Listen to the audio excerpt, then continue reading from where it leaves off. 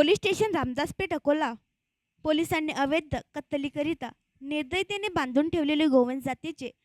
15 जानेवारी पकडले. दिनांक 2 ऑक्टोबर 2024 रोजी रात्री 3 वाजताच्या दरम्यान पोलीस उपनिरीक्षक जोगदंड व पोलीस स्टाफ यांनी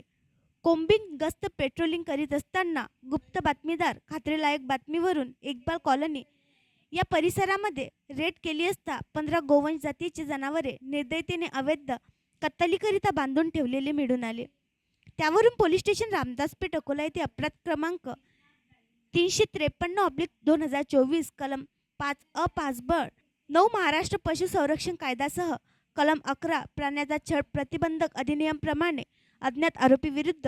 गुन्हा दाखल करून तपासात घेतला. वरील गुन्ह्यातील 15 गोवंश जातीचे जनावर हे देखरेख व संगोपनाकरिता गौरक्षण संस्थान अकोला येथे देण्यात आले. तसेच आतापर्यंत दिनांक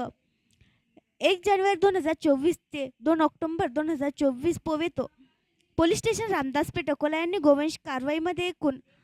18 गुन्हे गोवंश अधिनियम अन्वये दाखल करून 130 गोवंश जातीचे जनावर व 5 चारचाकी वाहने असा एकूण 49,88,500 रुपये किमतीचा मुद्देमाल जप्त केला असून आतापर्यंत एकूण 130 गोवंश जातीचे जनावरे यांना जीवनदान देऊन त्यांना देखरेख व संगोपनाकरिता गोवंश गौरक्षण संस्थान अकोला येथे देण्यात आले. सदरची कामगिरी ही श्री बच्चन सिंग पोलीस अधीक्षक अकोला, श्री अभय डोंगरे अप्पर पोलीस अधीक्षक, श्री सतीश कुलकर्णी उपविभागीय पोलीस अधिकारी, श्री मनोज बहुरे यांच्या मार्गदर्शनाखाली पोलीस उपनिरीक्षक प्रदीप जोगदंड गायकवाड, मोरे पोलीस हवालदार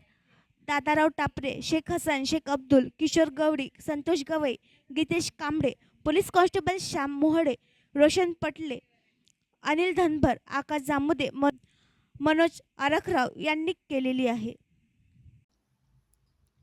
आणखी नवीन व्हिडिओ पाहण्यासाठी आमच्या देशमुख एक्सप्रेस न्यूज चॅनलला सबस्क्राईब करा, लाईक करा आणि शेअर करा.